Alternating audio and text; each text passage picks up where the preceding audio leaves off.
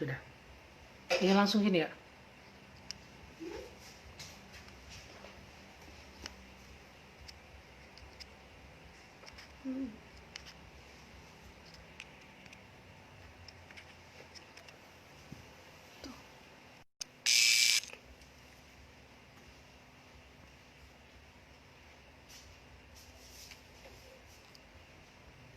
Halo, selamat malam teman-teman semuanya. Apa kabar? Ordinary. Selamat malam. Semoga semua dalam kondisi sehat. Teman-teman, malam ini saya mau ngobrol-ngobrol dengan Isabella. Isabella atau yang biasa saya sapa Bella. Halo Bu Dede, apa kabar Dokter Dede? Semoga sehat-sehat ya. Sudah lama kita terhenti diskusi waktu itu ya. Dalam waktu dekat nanti kita diskusi. Nah, ini Bella sudah hadir. Saya akan add Bella.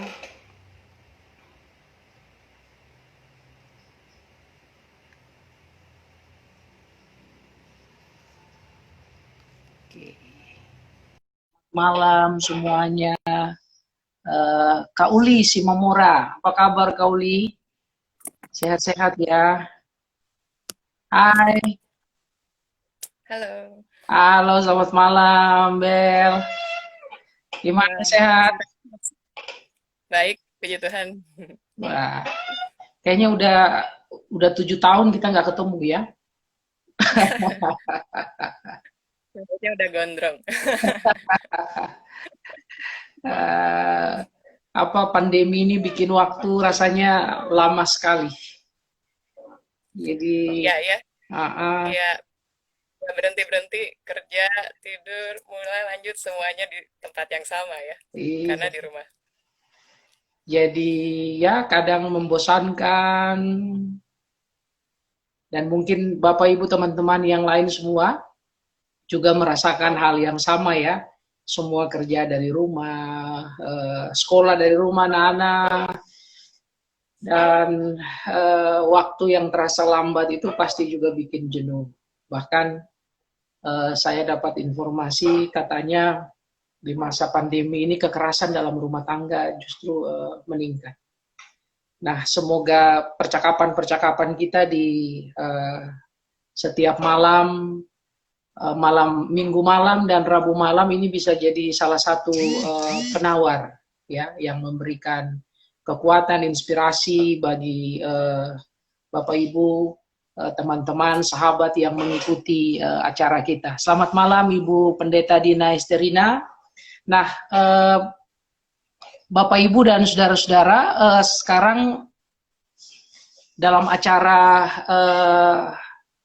ngobrol santai berisi orasi, ya.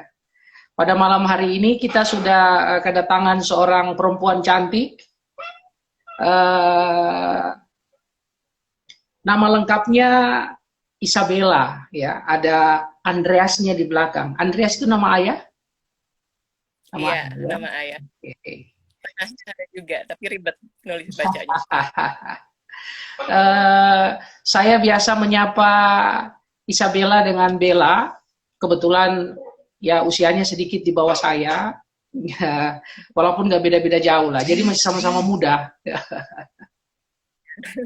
Ya.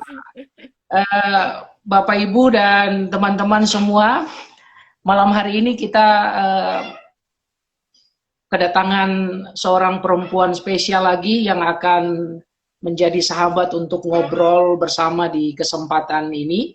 Saya ingin memperkenalkan kepada Bapak Ibu semua, Bella adalah alumnus ya dari Institut Teknologi Bandung, S1 dan S2-nya di ITB ya, dan mengambil spesialis desain.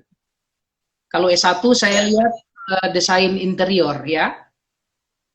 Kalau S2-nya Bella lebih spesialisnya kemana? Apa desain interior juga atau ada? Kalau di desain malah S2-nya lebih global ya, karena malah belajar lebih dalam ilmu secara globalnya di S2 gitu. Memang sih perbedaannya biasanya di tugas terakhirnya ya, pada saat bikin tesis atau tugas akhir. Cuma saya waktu dulu sama sekarang mungkin ada sedikit perbedaan ya. Kalau sekarang katanya sih udah ada beberapa konsentrasi yang khusus tapi tetap sih bareng-barengnya lebih banyak. Gitu.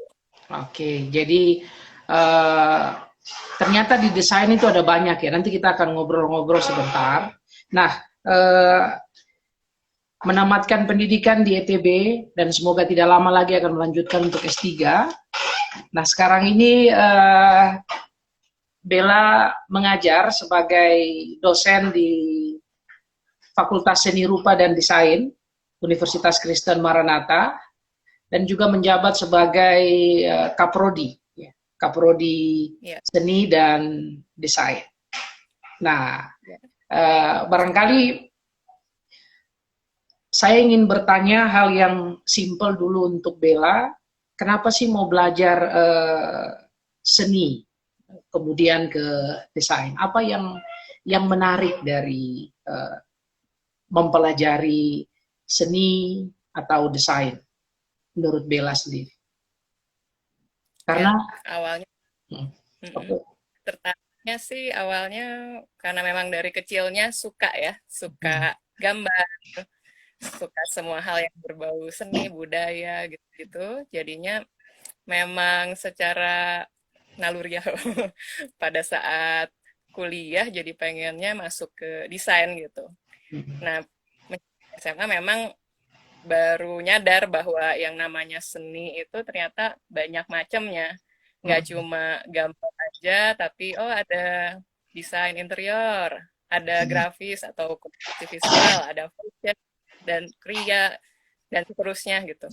Bahkan awalnya pas mau masuk seni dan desain itu waktu S1, awalnya saya malah mau ke arsitektur dulu gitu. Jadi belakangan baru deh mulai makin tahu pas mau masuk kuliah baru memilih saya ke desain interior aja deh gitu, karena rempet arsitektur dikit tapi lebih nyeni dikit gitu. Jadi karena dari kecil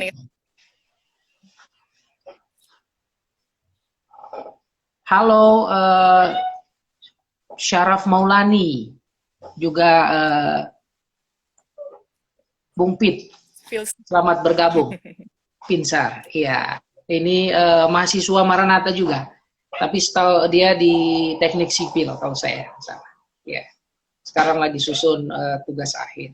Jadi Bella memang dari kecil sudah merasa bahwa bakat ke seni itu lebih menonjol ya. Lalu akhirnya ketika kuliah mengambil desain seni, tapi nggak kepikiran misalnya orang kan pikir dewasa ini kan yang orang cari itu duit ya. Jadi bagaimana supaya cepat bisa dapat duit. Kalau saya lihat orang seni itu malah kadang-kadang kalau perhatikan memang orang seni itu penampilannya ada yang nyentrik, ya ada yang macam-macam, bahkan kadang-kadang ya dalam tanda petik aneh gitu ya. Lalu orang pengen supaya mendapatkan uang lebih cepat dan seterusnya gitu. Ada nggak pikiran semacam itu? Atau ada orang tua bilang, jangan lu ngambil kuliah itu nanti hidup lu susah gitu. Ada nggak pengalaman-pengalaman yang semacam itu yang dulu Bella rasakan? Kalau dari orang-orang luar, di luar saya atau orang tua sih ada ya. Bahkan sebenarnya awalnya orang tua juga rada keberatan gitu, karena wah nanti pergaulannya kalau di seni kan agak mungkin mereka khawatir gitu ya, gaulnya atau bebasnya kayak gitu-gitu. Terus ya tentang penghasilan juga ya. Wah, kebetulan memang orang tua eh, guru ya, guru dan dosen. Jadi mereka wah kita biasa aja kamu nanti kalau seni sama juga kan harusnya naik misalnya ya. Sempat sih ada, tapi lama-lama mereka karena melihat saya juga serius gitu ya masuk ke seni. Jadi akhirnya sih mengizinkan gitu. Ah, Dan saya sih percaya kalau memang kita punya kualitas, semua rezeki itu pasti bakal ngikutin sih gitu. Walaupun mungkin kita pas awal-awal pasti ya semua orang dari dasar nggak mm, langsung gede gitu ya, nggak langsung kaya atau apa. Tapi mm, pasti kalau ada kualitas, ada-ada aja mm. yang dibukain sama Tuhan gitu. Wah, itu poin pentingnya ya. Bapak Ibu, teman-teman semua yang mengikuti mutiara penting tadi yang kita dengarkan dari Bella bahwa ini sebenarnya soal kualitas dan setiap bidang bisa uh, memproduksi sesuatu yang berkualitas dan hal yang berkualitas itu selalu ada harganya. Kurang lebih begitulah ya. Rezekinya pasti akan selalu ada ya. Dan itu terbukti hari ini Bella ketika dia menekuni dunia seni, desain, dan kemudian itu mengantarnya sampai hari ini menjadi seorang dosen di Universitas Kristen Maranatha. Artinya orang seni itu juga pasti punya kehidupan ya, menurut Bella sendiri. Jadi maksudnya orang tua yang akan menyekolahkan anaknya ke dunia seni tidak perlu khawatir. Dengan bidang itu orang juga bisa hidup. Menurut Bella Iya, gimana? Ya. sekarang malah dengan dunia kan makin senang dan perlu melihat sesuatu yang visual ya. Semua dilihat Instagram harus cantik, indah, ada videonya, ada apanya, semuanya dilihat ya. Dan makin ke sini kebutuhan untuk itu makin tinggi gitu. Cuma memang beda bentuk aja, misalnya apalagi sekarang ada pandemi ya, jadinya kalau dulu biasanya fisik, mungkin sekarang digital. Misalnya kalau desain interior atau pameran atau apa, dulu kita langsung lihat fisik bangunannya, terus sekarang kita bikin digitalnya dulu, terus kita tonton, kan bisa juga ya. Jadi tantangannya sangat besar dan banyak, dan orang juga makin butuh. Karena kalau nggak ada seni ya pasti kayak gitu. Nah, eh ini ada yang bertanya, tapi mungkin kita catat dulu, nanti setelah itu bisa Bella bisa memberikan pandangan. Tante kalau mau jadi desain interior harus pintar gambar nggak? Gimana caranya? Ini Matea. Matea Nisman ini anak dari salah satu pendeta dan memang dia sekarang sudah berkeinginan untuk Matea ini baru mau naik kelas 5 SD. Tapi kalau ditanya mau kuliah apa, mau kuliah desain interior. Di mana? Di Wow. Maranatha. Ini Matea ya. Mungkin nanti Bella bisa membantu, Tante Bella bisa bantu ya untuk menjawab tadi pertanyaan dari Matea. Ya. Nah, apa? Jadi ketika Bella bilang tadi bahwa kebutuhan untuk dunia seni itu bisa terus meningkat karena orang butuh tampil cantik, soal interior misalnya orang juga perlu merancang rumah yang indah dan seterusnya. Nah, uh, di sisi lain kita melihat ada orang yang kadang-kadang disebut seniman itu oke, ada penampilannya yang bagus tapi ada yang penampilannya urak-urakan, lalu kalau urak-urakan itu dibilang ini nyeni gitu ya. Nah sebenarnya buat Bella apa sih seni itu untuk Bella, Ya kalau memaknai bahasa saya seni. nih, ekspresi pastinya ya satu, dan ekspresi itu tapi nggak selamanya identik dengan urakan juga sih ya. Yang namanya indah kan nggak hanya satu jawaban gitu. Ya kayak kita di dunia seni juga kalau bikin karya, soalnya cuma satu, mahasiswanya 20, mungkin dia punya jawaban dalam bentuk karya desain tuh bisa 50 gitu ya, karena saking banyaknya gitu. Ya, jadi kalau dibilang ekspresi, ya bener ekspresi. Tapi variannya banyak gitu ya, nggak selalu urat itu satu. Terus itu bisa jadi jembatan buat segala hal, mempersatukan semua hal gitu. Jadi kayak misalnya kita punya sesuatu yang harus disampaikan ke masyarakat, serius, misalnya ada, ya sekarang kan zamannya sosialisasi tentang COVID misalnya ya. Kalau misalnya kita cuma kasih teks aja gitu kan, orang pas lihat mungkin bawaannya serem atau nggak baca atau apa. Tapi kalau ditambahin dengan desain yang kreatif, yang menyenangkan untuk dilihat, orang ya akan semakin senang ya. Maksudnya lebih gampang dicerna gitu. Jadi contohnya kayak gitu sih. Seni bisa jadi jembatan juga untuk mempersatukan banyak bidang ilmu ya, interdiscipliner gitu, dan memanusiakan manusia sih ya, yang paling penting. Karena kalau misalnya nggak pakai seni, ya hidup kan nggak ada warnanya ya, hambar.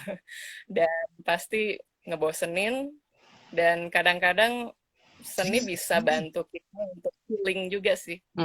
Makanya ada terapi gitu ya. Bisa membantu, sangat membantu sekali. Jadi banyak sih makna dan fungsi seni itu sendiri buat manusia. Oke. Ekspresi ya. Kalau tadi Bel bilang bahwa seni itu satu ekspresi yang bisa diungkapkan dalam beragam karya ya. Tapi untuk bisa, ada nggak sih indikator, misalnya sebuah karya itu dikatakan seni, nyeni gitu ya, itu karya yang seperti apa? Ada misalnya ada nilai-nilai tertentu yang kemudian dijadikan sebagai patokan sehingga kita bisa katakan bahwa oh ini sesuatu yang punya nilai seninya gitu ya. Walaupun mungkin kadang-kadang orang bisa bilang bahwa subjektif ya, seni itu kalau soal rasa, soal ini itu subjektif sekali. Tapi ada nggak sih yang dari berbagai subjektivitas itu lalu kemudian kita menemukan ini loh nilai-nilai yang dikatakan seni dan menjadi ukuran untuk menakar satu karya bahwa ini punya nilai seni. Ya, kalau memang buat saya namanya seni itu tengah-tengah ya, nggak subjektif, nggak objektif juga. Kalau kita bilang objektif 100% ya ujung-ujungnya kan robot ya, semua sama rata. Tapi dibilang subjektif juga nggak 100% tepat sih ya. Yang kalau saya pikir yang paling cocok mungkin kita bisa sebut kontekstual tuh. Namanya seni itu sesuai konteks gitu. Jadi kalau misalnya kita bikin sesuatu di tempat A, orangnya tipe yang A nggak cocok, tapi di tempat lain cocok karena memang konteksnya beda gitu. Jadi memang pinter-pinternya kita untuk melihat konteks ya. Dan yang kedua, kalau buat saya sih namanya seni nggak bisa cuma indah secara visual. Karena kalau visual sekarang bisa nyontek, kayak contoh gampangnya Instagram aja ya. Misalnya Instagram kotak semua, terus orang kalau foto, oh ini selalu gambar pemandangan pasti pas tengah semua misalnya ya. Tapi nggak cuma sebatas visualnya yang indah, tapi harus ada makna tambahannya yang bikin suatu seni itu jadi lebih disebut indah, nyeni, estetis gitu. Kalau justru kalau ada tambahan makna yang lebih dalamnya ya di luar visual itu sendiri. Kalau kata saya sih gitu tuh. Seni harus kontekstual ketika dia diekspresikan ya, sehingga dia bisa mendapatkan tempat ya. Ya ini berarti seniman-seniman itu juga ya, ini mungkin yang membuat para seniman itu juga kebanyakan adalah budayawan ya, sehingga ketika dia membuat sesuatu, misalnya nih, karena saya sekarang sengaja pakai shawl ini ya, ini memang hasil dari tenun NTT gitu ya. tangan-tangan terampil yang dibuat oleh ibu-ibu di Nusa Tenggara Timur. Ya. Karena mungkin satu produk seni itu dia sifatnya kontekstual sehingga mudah kali kita mengenalnya ya, dan dia kemudian bisa mendapatkan tempat dalam satu kehidupan komunitas tertentu ya, masyarakat tertentu. Sehingga orang yang seni memang harus punya wawasan yang luas ya soal budaya dan seterusnya ya. Waktu kemudian belajar seni dulu di ITB, lalu kemudian sekarang Bella menjadi seorang dosen ya di Universitas Kristen Maranatha. Nah, apa saja yang kemudian dipelajari di Fakultas Seni itu? Ya, misalnya di Fakultas Seni Rupa dan Desain yang sekarang ini Bella mengabdi sebagai seorang pengajar di sana. Apa saja yang dikenalkan di sana sehingga tadi yang Bella sebut bahwa seni itu harus kontekstual, seni itu dia memberikan edit values, ada nilai-nilai lebih yang ditambahkan dalam satu karya sehingga tidak sama, tidak seragam ya. Apa saja yang kemudian di Bella dulu dapatkan waktu kuliah dan sekarang memberi kuliah, apa yang dipelajari di sana? Ya, mungkin yang bisa kita pelajari itu bahwa namanya seni nggak boleh mandek berhenti bahwa abis kuliah beres kamu jadi gitu ya, tapi itu harus evolving terus-menerus, berkembang terus, dipakai terus, eksperimen terus, jadi nggak ada matinya gitu ya, karena zamannya juga berubah, kreativitasnya juga harus ya terus-terusan dipakai gitu ya. Ototnya orang itu justru kreativitasnya gitu, bukan otot atau apa gitu ya, tapi ya kreativitas. Satu-satunya cara untuk bikin itu berkembang nggak mandek ya dengan cara terus-terusan latihan gitu. Makanya kalau selama jadi dosen tuh berasa kayak mahasiswa terus karena kita belajar terus. Pameran juga waktu dulu pas kuliah pameran, sekarang pas jadi dosen pameran, bikin karya juga, mahasiswa belajar teori baru, kita juga belajar. Jadi sama-sama terus-terusan beradaptasi sih ya.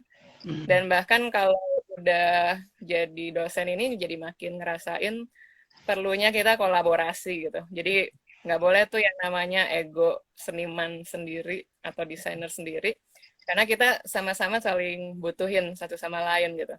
Kalau nggak gabung, saling melengkapi, kadang-kadang malah nggak bisa jadi sesuatu yang mempengaruhi ya, yang berdampak gitu. Kadang kita butuh gitu satu sama lain dengan cara masing-masing. Itu sih yang banyak saya pelajari pas ngajar ya, karena banyak juga kan ketemu orang, terus event-event di Seni Rupa Maranatha kan banyak banget tuh, ada fashion show, pameran, workshop apa segala macem, dan seru sih sebenarnya karena justru dengan pengalaman itu jadi ya banyak belajar ya dan banyak berkembang gitu. Nah, tadi Bella singgung sedikit tentang fashion show, lalu ada pameran-pameran.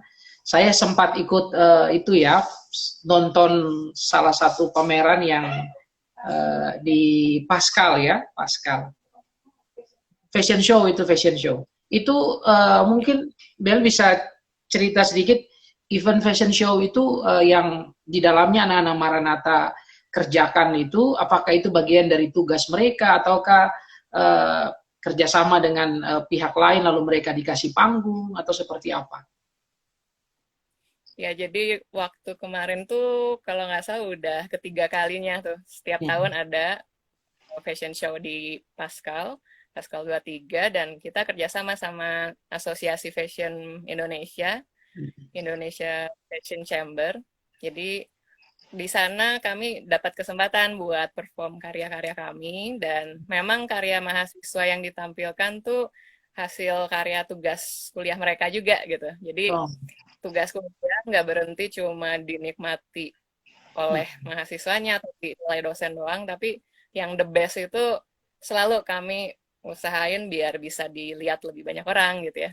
Dan dengan kerjasama itu ya jadi menyenangkan juga sih, kita bisa fashion show-nya kan sambil ketemu sekolah-sekolah lain juga ya, dan desainer lain juga, jadi bisa menambah wawasan juga sih untuk ngelihat oh kalau tempat lain kayak gitu, oh kita begini, nanti kembanginnya bagaimana gitu, jadi menambah perspektif baru juga ya dengan pengalaman itu, seru sih.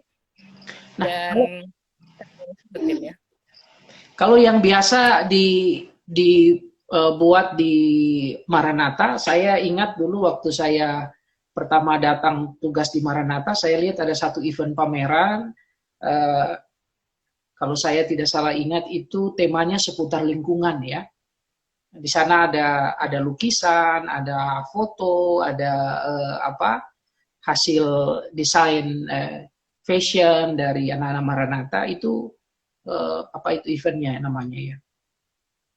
Yang Tahun berapa? tahun 2000 2019 apa 2018 akhir Desember menjelang itulah. Ya, saking banyaknya jadi lupa. Nah, Tapi memang kebetulan berapa tahun terakhir kami juga ada kerjasama sama beberapa komunitas lokal maupun luar dari Prancis itu yang apa ya menambah wawasan juga sih buat bikin karya-karya yang lebih ramah lingkungan, oh, mikirin alam, biar nggak banyak limbah dan seterusnya gitu ya. Jadi mungkin itu ya salah satu pamerannya. Biasanya kalau fashion show kita ada yang setiap tahun evolusi ya. evolusi Kalau bulan ya, oh evolusi evolusi ya. ya itu tahunan ya. Semoga tahun ini bisa ada lagi nih ya setelah pandemi nih.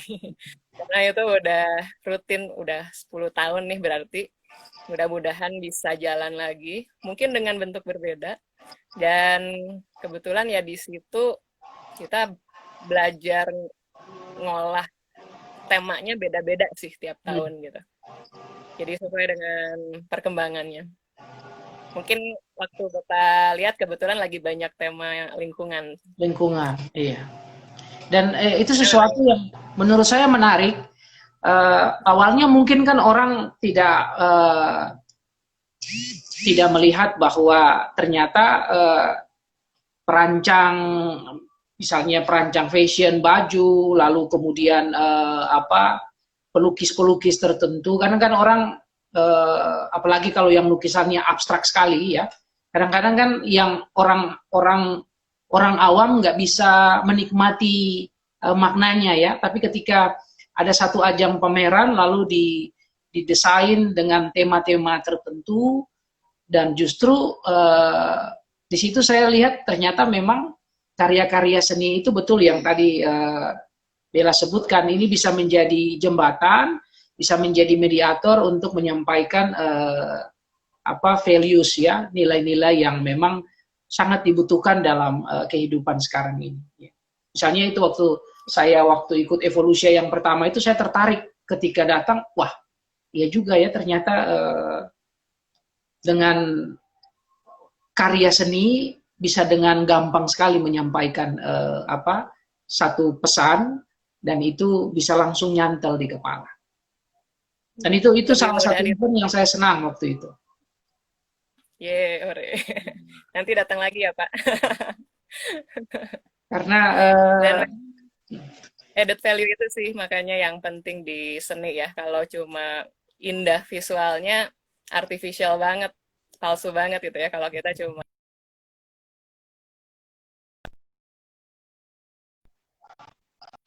orang juga ketika melihat seni itu sebagai sesuatu yang buang uang atau mungkin sesuatu yang apa ya dibuat-buat atau indah centil seterusnya gitu ya.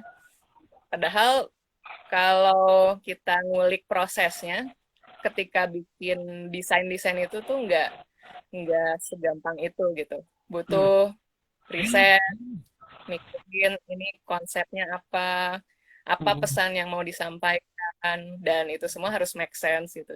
Dan ya itu kontekstual itu tadi ya. Indahnya iya dapet, tapi ada pesannya juga gitu. Nah, kalau di FSRD Maranatha sendiri itu ada berapa prodi di sana ya? Program studi yang dikembangkan di Fakultas Seni Rupa dan Desain UK Maranatha apa aja di sana? Ya, ada 5 nih sekarang. Jadi ya, 1 ada diploma seni rupa dan desain, itu sekarang fokusnya di fashion. Itu yang lagi saya pegang sekarang itu, fashion. Terus ada juga desain interior, seni murni, desain komunikasi visual, dan arsitektur. Dan di dalam desain komunikasi visual itu ada beberapa konsentrasi yang hits lah ya. Jadi ada fashion graphic, misalnya itu belajar branding buat fashion. Ada juga yang spesifik desain untuk games. Nah, itu juga perlu ya buat gamers. Itu nanti bakal kepake banget. Terus ada juga yang periklanan grafis kayak gitu. Jadi kalau misalnya mau fokus ke salah satunya, bisa tuh milih dari sekian banyak yang ada di FSRD. Wah, ternyata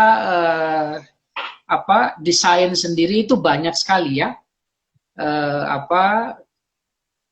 Spesialisasinya ya. Dalam rumpun desain ada banyak spesialisasi. Nah, barangkali saya panggil Tante Bella sekarang karena yang tanya tadi Matia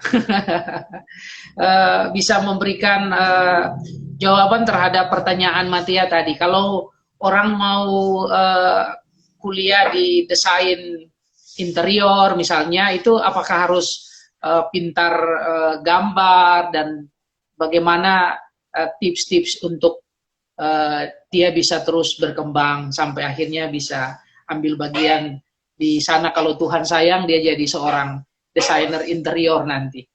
Mungkin Tante Bella bisa memberikan sedikit penjelasan untuk Matia tadi. Halo Matia, ponakan baru nih ya. Tante Bella kasih tips. Jadi kalau masuk ke desain, memang ada beberapa kampus yang ada tes gambarnya ya. Nah, kebetulan yang menyenangkannya di Maranatha adalah siapapun orangnya boleh masuk nggak pakai tes.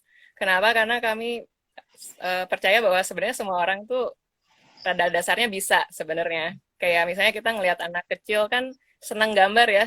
Waktu kecil tuh nggak diajarin, nggak apa, sebenarnya senang gitu. Cuma mungkin karena dididiknya nggak boleh nyoret-nyoret tembok misalnya, atau apalah ya, atau mungkin dia jadi punya hobi lain atau gimana, sehingga akhirnya kesenangan menggambar itu hilang gitu. Nah, kalau saya percaya dan teman-teman di Maranatha sih percaya kalau yang penting orangnya senang, minat, niat, usaha, dan berproses, itu pasti bisa kok jadi desainer. Dan di interior terutama bisa juga ya, bisa banget ya, karena desain-desain yang buat interior kan untuk bikin bangunan dan sebagainya, nanti pasti akan berinteraksi sama komputer misalnya, bikin garis-garis, terus nanti bikin digitalnya pakai komputer dan sebagainya, walaupun awalnya ada yang manual pakai tangan juga sih ya, dan itu memang jadi baik. Tapi yang penting sih kalau orangnya minat dan senang, pasti kalau berlatih bisa jadi tambah bagus gitu. Saya juga waktu dulu masuk kuliah sebenarnya nggak jago-jago amat gitu, cuma senang aja gitu. Kadang-kadang malah ngelihat teman yang lain, waduh mereka lebih keren, yang saya kok enggak gitu. Tapi yang penting sejauh mau, seneng, usaha gitu, dan itu yang paling penting prosesnya, pasti nanti juga bisa sih gitu. Nggak menutup kemungkinan dan sangat mungkin sekali. Banyak sekali contoh-contoh alumni yang dulunya nggak bisa gambar, nantinya bisa. Apalagi kalau yang udah jago gambar mungkin lebih cepat ya. Tapi yang penting sih senangnya itu, minatnya itu dulu. Gitu, mungkin semoga menjawab ya ponakan baru saya.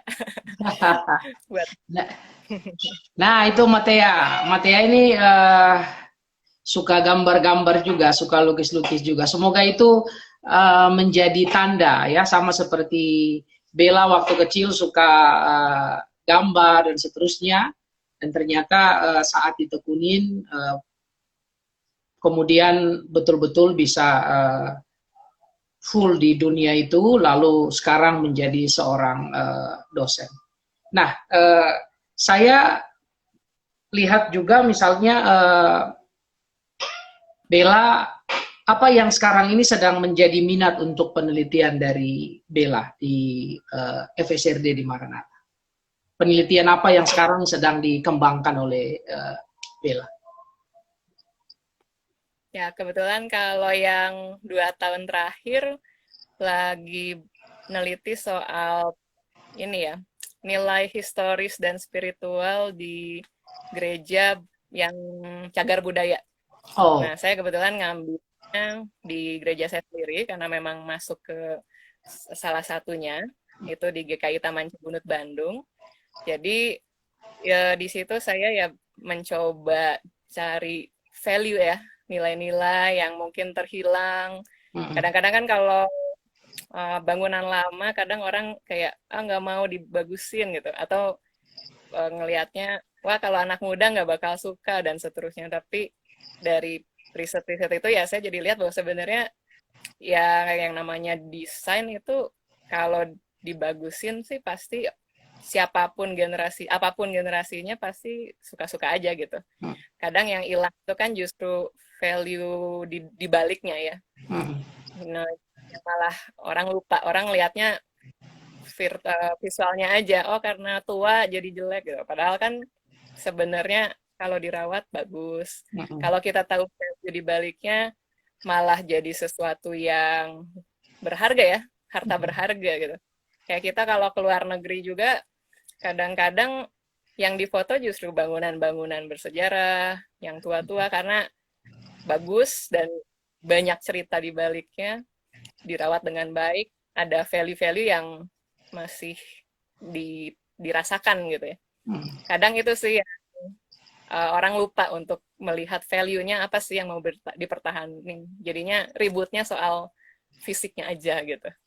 Itu salah satu yang saya teliti sekarang. Kalau kemarin-kemarin kadang saya neliti juga yang performance area gitu. Misalnya pas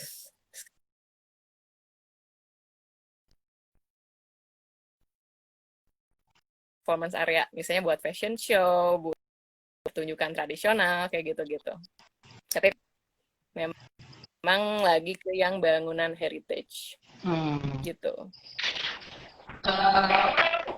Mungkin bisa buka sedikit ya dari hasil penelitian yang atau masih sedang dilakukan, kira-kira ada nilai-nilai apa yang kemudian ditemukan oleh Bella dan kawan-kawan, dan seperti yang tadi Bella sebutkan, banyak orang saat sekarang ini hanya lihat gedung itu hanya sebatas bangunannya saja, ya. Tapi mereka tidak melihat lebih jauh, lebih dalam kepada nilai-nilai tertentu. Bahkan mungkin satu bangunan ketika dia dibangun ada filosofis tertentu yang dia hendak sampaikan, dan itu hari ini seiring dengan berjalannya waktu itu tidak terkomunikasikan. Nah, di sepanjang penelitian Bella sekarang ini mungkin bisa buka sedikit, ada values-values apa yang Bella dapatkan dalam proses penelitian itu. Sehingga memang betul warisan ini harus dirawat, harus dijaga karena ada values-values yang memang ingin disampaikan. Ya, ya mungkin contohnya kalau misalnya di bangunan yang saya teliti ya, jadi nilai historis dari sebuah gereja yang alirannya kan ya Presbyterian gitu. Tentu basicnya semua orang di gereja yang seperti itu kan lebih komunal, lebih guyup gitu ya. Sebenarnya nggak sekaku harusnya gitu ya, nggak sekaku gereja lain yang sangat apa ya, jenjangnya gimana gitu, seharusnya gitu. Cuma entah mengapa di tengah perjalanan berpuluh-puluh tahun ini, yang sudah lebih dari 100 tahun ini, kadang-kadang mungkin ada ya selip-selip dikit gitu sehingga akhirnya jadi kayak kaku banget, sehingga malah membuat ada keengganan atau ketakutan tersendiri untuk bikin gedung gereja itu jadi homey gitu ya, di tengah ketuaannya itu gitu. Nah, terus kadang-kadang ada ketidaktahuan tentang ya cagar budaya, tentang desain dan seterusnya, sehingga kadang-kadang ya jadi mungkin sibuk sendiri, ngulik sendiri, tapi nggak ngobrol gitu ya dengan jemaat-jemaat yang paham misalnya, sehingga itu kadang yang sebenarnya tidak perlu terjadi kalau ada ngobrolnya itu gitu. Dan mungkin saya berharap sih dengan adanya riset macam ini dan nanti disosialisasikan, akan banyak gereja yang punya bangunan tua yang jadi lebih aware gitu ya tentang hal-hal macam itu sih. Rencananya sih mau sambil kerjasama juga dengan salah satu komunitas Bandung Heritage yang memang sehari-hari ngurus itu juga, supaya lebih banyak masyarakat awam yang jadi lebih ngerti gitu ya mengenai gimana preserve sesuatu yang jadul tanda kutip tanpa kehilangan kedinamisannya untuk menuju masa depan gitu. Kan ada ya desain yang bisa diolah biar nggak jadul tapi berasa oh ini masih kayak aslinya misalnya. Karena toh banyak tren desain juga sebenarnya selalu ada aja tuh. Nih ngikutin masa lalu ada, ngelihat masa depan ada, dan seterusnya gitu. Jadi ya mungkin ini proses juga sih ya. Saya belum bisa sampai bilang oke, kesimpulannya bla bla bla, tapi ya butuh proses untuk kita bersama belajar bareng. Gitu. Oke, nanti ini mulai ini menarik. Tadi sebelum kita lanjutkan ke percakapan selanjutnya, ini ada pertanyaan tadi dari Matea juga. Matea masih penasaran sepertinya. Nah, apakah kalau dia mau kuliah itu harus harus ikut les gambar dulu, dan kalau misalnya dia mau persiapan untuk masuk, kira-kira di umur berapa dia harus les? Itu dari Matea. Lalu dari Lucia soal lulusan dari Fakultas Seni Rupa dan Desain itu, kalau dia lulus kira-kira hari orang berpikir kalau saya sudah lulus, saya mau kerja. Nah itu kira-kira prospeknya itu ke mana? Dari ke mana? Kerja ke mana? Atau dia bisa melakukan apa supaya dia bisa hidup dengan ilmu yang dia dapatkan dari Fakultas Seni Rupa dan Desain. Tadi yang pertama jadi lupa. Maaf Tante, sudah lupa. Umur berapa kalau dia harus les untuk mempersiapkan diri untuk masuk? Oke, kalau les sebenarnya karena kalau di Maranatha kan nggak pakai ujian ya, jadi sebenarnya nggak mesti les juga nggak apa-apa. Sejauh Mateanya seneng gambar itu tadi sih ya, jadi ngulik kayak gitu. Karena ada juga program-program tertentu yang misalnya PMDK, misalnya yang mahasiswa berprestasi, atau mahasiswa yang bisa ada portofolionya ya, kadang-kadang diminta. Jadi kalau misalnya bagus kan kesempatan untuk dapat beasiswa gitu-gitunya jadi lebih besar ya, walaupun tidak diminta untuk ikutan ujian gambar gitu. Kalau di Maranatha sih boleh tuh tanpa les gambar. Tapi kalau memang secara pribadi memang seneng ngulik dan wah kalau otodidak kayaknya kebawa nggak semangat, pengennya bareng sama teman-teman lesnya bareng-bareng, ya nggak apa-apa juga sih, bisa kapan aja gitu. Kalau saya pribadi dulu karena waktu ke ITB memang ada tes gambarnya, kalau saya memang berapa bulan lah ya, mungkin setengah tahun ya, setengah tahunan ikutan lesnya gitu, kayak gitu. Tapi yang penting memang ujung-ujungnya kreativitas dan minat ya. Karena sempat juga tuh pas ikut les ada teman saya jago tuh gambarnya, dia sampai berapa tahun ngulang nggak masuk-masuk gitu. Padahal gambarnya tuh jauh luar biasa, bagus banget dah kata orang-orang, oh ini udah pasti masuk, tapi ternyata enggak gitu. Ya mungkin ada faktor X lain ya, misalnya ide dari gambar itu sendiri atau apa. Jadi yang penting ujung-ujungnya sih itu ya, minat dan ide kayak gitu. Jadi don't worry, nanti juga diajarin kok pas masuk kuliah. Nah, jadi itu pesan buat Matea dan juga mungkin untuk ibu bapak yang punya anak, sejak dini kita sudah melihat dia punya bakatnya apa ya. Kalau suka coret-coret tembok yang tadi Bel sampaikan, nah itu jangan-jangan dia memang punya punya bakat untuk berkembang di seni lukis atau di seni tertentu yang memang kemudian perlu diarahkan ya. Dan modalnya adalah minat ya. Kalau suka dengan itu maka orang bisa tekun ya. Jadi Matea tetap semangat untuk konsentrasi dengan cita-citanya itu ya. Matea. Lalu yang tadi dari ini Bu Dede juga bertanya kapan FSRD mau bikin kursus untuk umum lagi. Beliau senang untuk mengikuti ya. Emang dulu ada kursus-kursus untuk umum ya, Bu Bel? Iya. Bahkan awalnya sebelum program studinya muncul, FSRD tuh mulainya dari ada kursus-kursus dulu sih, Maranatha Art and Design Center.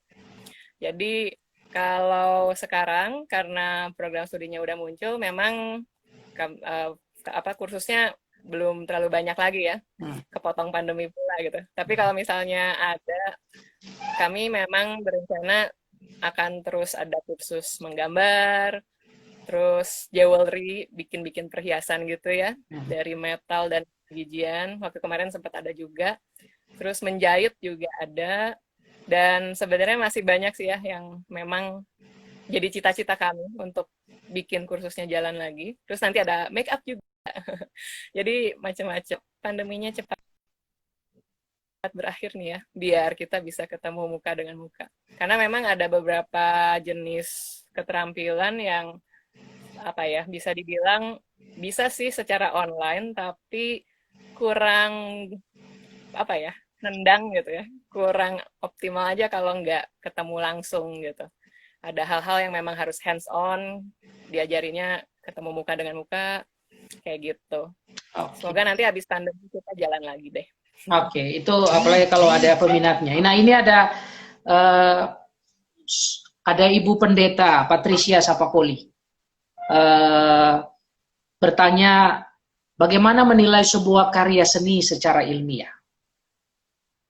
Wah, perdebatan seumur hidup ya, tentang keilmiahan desain dan seni. Ya mungkin memang nyambung ya sama obrolan tadi di awal tentang subjektif dan objektif itu. Ya kalau di seni murni dan desain mungkin jadi kadar apa ya, kadar ekspresinya kalau di yang seninya murni banget memang lebih mendekati subjektif mungkin ya. Tapi kalau misalnya yang desain pasti dia akan lebih mendekatinya ke arah objektifnya itu karena buat orang lain kan bikinnya. Tapi di kedua desain itu, desain dan seni itu sebenarnya ada patokan standar-standar yang memang elastis mungkin ya bisa kita bilang, nggak rigid. Yeah. Jadi ya ujung-ujungnya lihat konteks lagi. Terus kayak misalnya, oh kalau desain ada, misalnya kalau foto gitu ya, foto apa terlalu gelap jadi nggak bisa kelihatan apa-apa, oh berarti mungkin ada kurang di bagian teknis. Tapi siapa tahu aja dia secara cerita di balik layarnya kuat tuh. Jadi ya komponennya banyak sih. Jadi misalnya, oh ini kekuatan teknis bagus sekian persen. Kita biasanya kasih bobot gitu. Jadi untuk tugas tertentu mungkin teknisnya jadi lebih tinggi dibandingkan ide karena yang dibutuhinnya visualnya misalnya. Tapi kalau di yang lain mungkin kebalikan. Jadi ya balik lagi sih kontekstual itu, jadi case by case. Walaupun nggak sampai ilmiah 100% banget, tapi ada sih patokan basicnya ya. Gitu. Kalau bahas ini kayaknya harus 1 semester sendiri. Dan memang perdebatan tidak pernah berujung sih kalau soal menilai karya seni ya. Karena memang kontekstual itu tadi. Karena ya, dan barangkali itu ya, rasa. Bagaimana mengobjektifkan rasa? Ya. PR memang. Kadang ada tools yang membantu sih ya, kayak misalnya, dan ini mungkin yang menariknya di seni, kita harus jadi bisa lintas disipliner gitu, dan harus jadi jembatan tuh gara-gara itu juga sih, karena kadang kita harus menjelaskan sesuatu khususnya buat yang awam kan, dengan bantuan tulisan mungkin. Jadi misalnya kalau orang jago ngegambar tapi cerita secara lisan atau presentasi, atau dia susah nulis penjelasannya, ya kadang itu jadi PR juga gitu ya. Makanya di Serupa walaupun nggak banyak hafalan, hitungan, walaupun ada dikit-dikit, tapi tetap kemampuan untuk bisa menjelaskan dengan cara lain di luar visual ya tentu perlu juga gitu. Karena kalau udah kan bikin laporannya, perlu presentasi di depan dosennya, perlu kayak gitu. Dan itu ya sepanjang itu ada-ada aja sih tugas-tugas macam itu. Dan itu jadi agak membantu sih, kayak gitu. Kalau kita tahu apa ya, cara menjelaskan itu akan memudahkan orang lain untuk ya menentukan gitu. Ini oke apa gitu. Kontekstual apa enggak.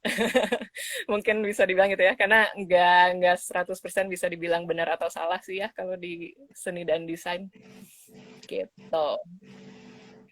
Poin menarik tadi ya, ternyata di seni juga ada interdisipliner ya. Jadi memang modelnya model blended ya. Jadi tidak bisa hanya satu fokus kepada satu ini saja. Ini kita durasi nanti sebentar kita selesai, kita masuk ke sesi yang kedua yang terakhir ya. Tapi barangkali sebelum itu satu pertanyaan tadi, profil lulusan dari FSRD ya, yang mungkin belum terjawab. Kalau lulus kira-kira anak-anak itu punya proyeksi kerja di mana, atau dia bisa menciptakan dunia kerja sendiri, dan atau di Maranatha misalnya seorang seniman juga belajar tentang entrepreneurship, sehingga kalau dia lulus dia juga bisa menciptakan dalam tanda petik dunia kerja untuk dirinya sendiri, atau seperti apa? Mungkin Bel bisa jelaskan sedikit tentang itu, profil lulusan dari FSRD dan bagaimana mereka kemudian bisa masuk ke dalam dunia kerja atau menciptakan dunia kerja sendiri dengan bekal yang dia dapatkan di kampus. Ya. Kalau di seni rupa dan desain tuh memang di Maranatha juga jadi visi dan misi juga ya, untuk bikin semua mahasiswa bahkan dosennya punya jiwa wirausaha gitu. Jadi nggak sebatas kerja di orang tapi bisa bikin usaha sendiri, atau kalaupun misalnya dia kerja di orang tapi dia punya jiwa entrepreneurship yang bikin usaha orang lainnya itu berkembang gitu. Karena kan jiwa entrepreneurship itu ya mendobrak hal-hal yang biasa, yang standar gitu kan. Pasti ada inovasi-inovasi baru gitu. Jadi kalau misalnya udah lulus, bisa aja dia nggak jadi desainer, walaupun memang fokus utamanya desainer gitu ya, dia benar-benar ngedesain gitu. Tapi bisa aja ada yang dia punya perusahaan desain sendiri, dia yang jadi manajernya, jadi bosnya, direktur gitu. Terus dia merekrut orang-orang lain untuk jadi desainer anak buahnya gitu ya. Dan dengan itu kan dia juga apa ya punya kualitas lebih dibandingin biro lain yang mungkin pemilik perusahaannya bukan desainer, nggak punya taste seni misalnya, kan pasti beda tuh. Atau mungkin dia punya wedding organizer atau event organizer atau apa yang wah dekorannya beda banget nih sama orang lain, itu juga bisa. Atau bisa juga kayak saya dan rekan-rekan dosen lain yang fokusnya mengajar, bisa walaupun ada kerjaan desainnya di luar itu gitu ya, tapi fokusnya lebih ke ngajar, riset, pengabdian masyarakat, bla bla bla. Itu juga hal yang seru juga karena memang apa ya, desain pun tetap harus berkembang dengan keilmuannya, nggak cuma prakteknya tapi ilmu dan sebaliknya gitu. Jadi dua-duanya harus berkembang juga. Banyak sih sebenarnya. Bahkan ada juga kadang ada alumni lain yang bikin puding gitu ya, tapi pudingnya keren banget, estetis banget, indah banget, beda sama buatan orang lain, ternyata bisa kepake juga kan skillnya. Jadi yang penting sih kualitas dan kreativitas ya. Pasti kalau ada itu orang nyari sih, balik laginya ke situ. Jadi jangan khawatir juga kalau masuk ke desain, nggak nggak selamanya seperti kekhawatiran orang bahwa ini nggak ada duitnya, belum tentu seperti itu sih. Gitu.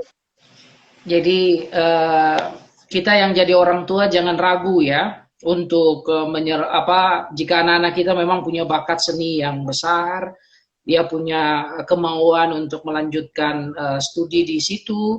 Bapak Ibu yang punya anak-anak demikian jangan dihambat, malah didorong ya, karena justru seni itu memberikan kepada kita energi kreatif yang besar, dan dengan kreativitas itu orang bisa hidup ya, dia bisa menciptakan, termasuk yang dirindukan oleh banyak orang hari ini. Banyak orang kuliah hanya sekedar untuk cari kerja gitu ya, cari kerja, padahal ya dia juga bisa menciptakan pekerjaan. Dan harusnya di situ ya, menurut saya dunia pendidikan itu tidak hanya mencetak para pencari kerja, tapi justru mencetak orang yang punya kreativitas sehingga dia mampu justru menciptakan lahan-lahan kerja baru. Dan tampaknya spirit itukah yang sedang dikembangkan di Fakultas Seni Rupa dan Desain, termasuk di dalamnya ada diberikan mata kuliah, ada mata kuliah khusus entrepreneurship yang disampaikan di FSRD? Ya, ada juga. Jadi di situ ya belajar untuk ya bikin usaha sendiri, kemudian kadang-kadang ada juga kita lagi ngembangin konsep store gitu ya, khususnya yang di fashion, untuk ya bikin karya-karya yang bisa diapresiasi orang, dibeli orang, dan otomatis kan kalau ada karya bisa membantu juga ya para pengrajin atau apa yang memproduksi karya tersebut gitu. Desainnya dari kita, diproduksi sama orang lain, kemudian dijual. Itu kan berarti membuka lapangan pekerjaan juga ya. Gitu. Iya. Teman-teman, Bapak Ibu semua, kita akan lanjut di sesi 2, karena ini terkait dengan durasi. Kita akan ngobrol melanjutkan proyek penelitian yang tadi sedang dikembangkan oleh Bella dan kawan-kawan. Lalu juga tadi ada yang bertanya apakah ada penelitian tentang pemuda di gereja kah, gitu ya. Nah, nanti kita akan ngobrol karena Bella selain dosen, dia juga seorang aktivis di gerejanya. Dan kita akan bercakap lebih jauh di sesi yang berikutnya. Karena durasi saya akhiri dulu yang sekarang, nanti kita masuk lagi ya. Oke.